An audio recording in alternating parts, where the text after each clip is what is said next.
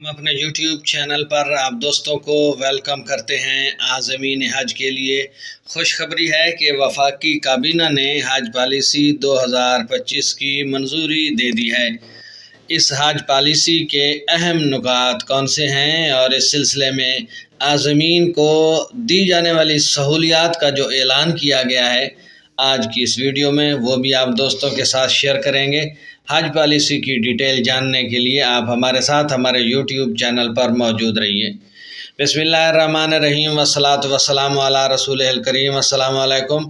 اس امید کے ساتھ کہ آپ سب دوست خیریت سے ہوں گے، خوش و خرم ہوں گے، بھرپور زندگی گزار رہے ہوں گے، تو چلتے ہیں خبر کی تفصیل کی جانب۔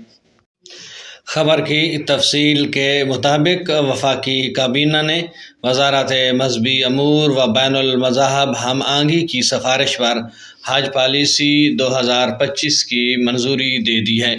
وزیر اعظم شہباز شریف کی زیر صدارت وفاقی کابینہ کا اجلاس وزیر اعظم ہاؤس اسلام آباد میں منعقد ہوا۔ اجلاس کے دوران وفاقی کابینہ کو آگاہ کیا گیا کہ حج پالیسی کے تحت 12 سال سے کم عمر بچوں کو اس سال حج کے حوالے سے سفر کرنے کی اجازت نہیں ہوگی۔ بریفنگ میں بتایا گیا کہ حکومتی کوٹے کے حوالے سے کمپیوٹرائزڈ بیلٹنگ کی جائے گی۔ 1000 نشستیں ہارڈ شپ کیسز کے لیے مختص ہوں گی۔ 300 نشستیں مزدوروں یا کم آمدنی والے جو کہ workers welfare fund employees old age benefit institute سے رجسٹرڈ ہوں گے، ان کے لیے مقرر کی گئی ہیں۔ کابینہ کو آگاہ کیا گیا کہ روڈ ٹو مکہ کی سہولت اسلام آباد اور کراچی کے بین الاقوامی ہوائی اڈوں پر دستیاب ہوگی۔ حج گروپ آرگنائزر وزارت مذہبی امور کے ساتھ سروس پرووائیڈر معاہدے پر دستخط کریں گے اور خدمات کی فراہمی کے لیے ان آرگنائزرز کی کڑی نگرانی کی جائے گی۔ کابینہ کو یہ بھی بتایا گیا کہ حجاج کو بہتر سہولیات کی فراہمی کی نگرانی کے حوالے سے اس مرتبہ ناظم کا نیا عہدہ مقرر کیا گیا ہے۔ ہر 100 حجاج کے لیے ایک ناظم مقرر ہوگا۔ ان ناظمین کا انتخاب ویلفیئر سٹاف میں سے ہی کیا جائے گا۔ کابینہ کو بتایا گیا کہ دوران حج انتقال اور زخمی ہونے والوں کے لیے بھی معاوضہ بڑھایا گیا ہے۔ انتقال کرنے والے حجاج کے لواحقین کو 10 لاکھ کی بجائے 20 لاکھ معاوضہ دیا جائے گا، جبکہ زخمی ہونے والوں کو 10 لاکھ روپے معاوضہ دیا جائے گا۔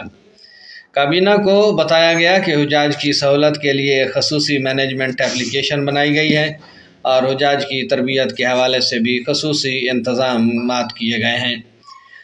وفاقی کابینہ نے وزارت مذہبی امور و بین المذاہب ہم آہنگی کی سفارش پر حج پالیسی 2025 کی منظوری دی گئی ہے۔ کابینہ نے حج بیلٹنگ میں ایسے افراد کو ترجیح دینے کی ہدایت کی جو پہلی مرتبہ حج کی ادائیگی کریں گے۔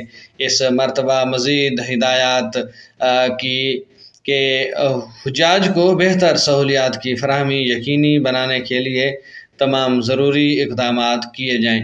یہ تھی آج کی بڑی خبر جس میں حج پالیسی 2025 کی وفاقی کابینہ نے منظوری دے دی۔